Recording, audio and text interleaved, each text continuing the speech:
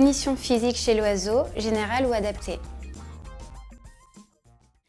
Maître corbeau sur un arbre perché tenait dans son bec un fromage. Maître renard, par l'odeur alléchée, lui tint à peu près ce langage.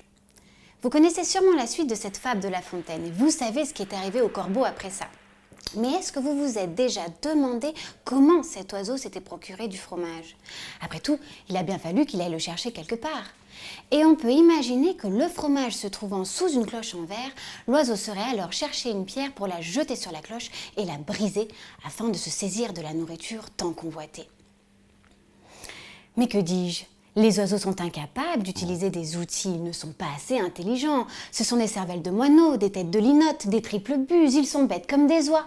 Et pourtant, le corbeau est capable d'utiliser et même de fabriquer des outils. Et le but de ma thèse est de chercher si cette capacité est présente chez des espèces dont on ne sait pratiquement rien sur le comportement, comme le pélican blanc. Donc pour tester l'utilisation d'outils, je fabrique une boîte au milieu de laquelle je pose de la nourriture. Et bien qu'on ait montré que les pélicans étaient capables d'apprendre à jeter des outils dans la boîte, ils ne le font pas spontanément. Mais alors, est-ce que cela veut dire qu'ils ne sont pas assez intelligents ?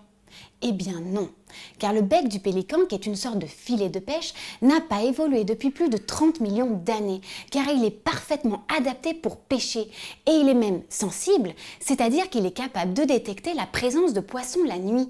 Donc le pélican n'a pas besoin d'utiliser des outils dans son environnement. Par contre, on a montré qu'il était capable d'imiter ses congénères.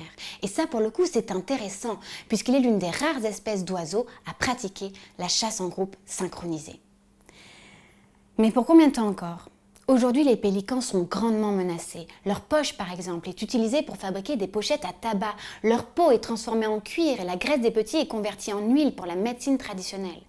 Donc nous pourrions les protéger en investissant dans cette capacité d'apprentissage social, en apprenant par exemple à de jeunes pélicans des trajectoires de vol sécurisées.